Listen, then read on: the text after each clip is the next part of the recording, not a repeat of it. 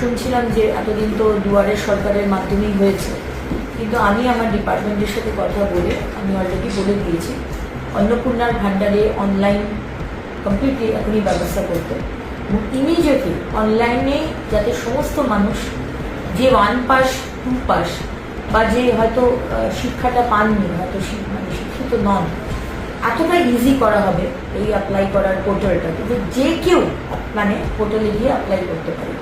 সুতরাং অনলাইনে অন্নপূর্ণার ভাণ্ডার আমার প্রত্যেকটি বাংলার মা বোনেরা যাতে অ্যাপ্লাই করতে পারে আমরা কিন্তু সেই ব্যবস্থা করছি ইমিডিয়েটলি।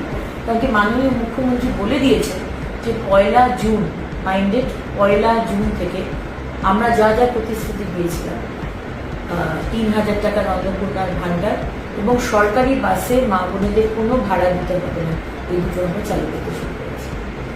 দেখুন, যারা লক্ষ্মীর ভাণ্ডার পাচ্ছিলেন তারা সবাই অন্নপূর্ণার ভাণ্ডার পাবেন। আমি আবার রিপিট করছি, যারা লক্ষ্মীর ভাণ্ডার পাচ্ছিলেন তারাই সবাই আবার অন্নপূর্ণার ভাণ্ডার পাবেন।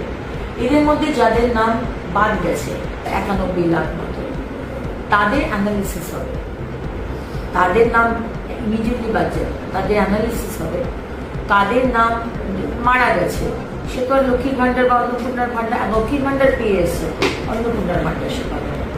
কেউ যদি বাংলাদেশের সিটিজেন হয়, নাগরিক বা বার্মা, রোহিঙ্গা, সে তো আমাদের অন্নপূর্ণার ভাণ্ডার পাওয়ার তার যোগ্যতা নেই, সুতরাং তারা পাবেন না।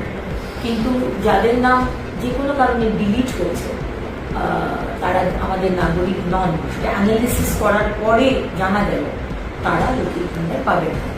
এর থেকে আলাদা করে রাখা হয়েছে যারা ট্রাইব্যুনালে আপিল করেছে, তাদের নাম কাটা গেছে, এবং যারা ট্রাইব্যুনালে আপিল করেছে তারা কিন্তু এখনো লক্ষ্মীর ভাণ্ডার পাবেন, তাদের নাম কিন্তু কাটা যাবে না, বিকজ তারা আপিল করেছে, তারা প্রসেসে রয়েছে। এবং যারা সিএ এর জন্য আপিল করেছে তারাও কিন্তু অন্নপূর্ণার ভাণ্ডার পাবেন, তাদের নামও কাটা যাবে না।